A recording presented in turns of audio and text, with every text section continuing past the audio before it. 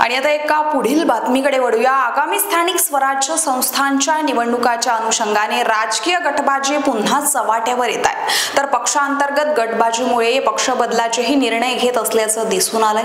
पक्षाचे वरिष्ठ नेते, पदाधिकारी किंवा मंत्री महोदयांच्या दौऱ्यात ही गटबाजी उफाळून समोर येते आहे। शिवसेना नेते आणि शिक्षण मंत्री दादा भुसे यांच्या गडचिरोली जिल्ह्यामध्ये दौऱ्यावेळी शिवसेना शिंदे गटातील गटबाजी पाहायला मिळाली। मोठी बातमी आपण पाहतोय। येथील 2 जिल्हा प्रमुखांमधील वादाचे रूपांतर चक्क मारहाणीपर्यंत पोहोचले। यावेळी स्थानिकांनी मध्यस्थी करत सोडवणूक केली। राज्याचे शिक्षण मंत्री दादा भुसे आज गडचिरोली दौऱ्यावर होते। येथील पक्षाच्या पदाधिकाऱ्यांसोबत बैठक आटोपल्यानंतर ते चंद्रपूरला रवाना होताच शिंदे गटातील 2 जिल्हा प्रमुखांमध्ये श्रेय वादावरून तुफान राडा पाहायला मिळाला आणि ते एकमेकांवर भिडल्याचा प्रकारही गडचिरोलीच्या सर्किट हाऊसमध्ये बघायला मिळाला।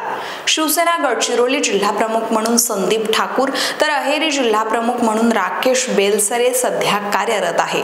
शिक्षण मंत्री दादा भुसे यांची सर्किट हाऊसमध्ये पदाधिकाऱ्यांसोबत बैठक होती, त्यामुळे जिल्हाभरातील बहुसंख्य शिवसेना पदाधिकारी येथे उपस्थित होते। मात्र मंत्री भुसे चंद्रपूरकडे रवाना होताच 2 पदाधिकाऱ्यांमध्ये श्रेय वादावरून हमरी-तुमरी झाली आणि एकमेकांवर सुद्धा भिडले। त्यामुळे शिंदे सेनेतील अंतर्गत वाद आता चव्हाट्यावर आल्याचंही दिसून येते।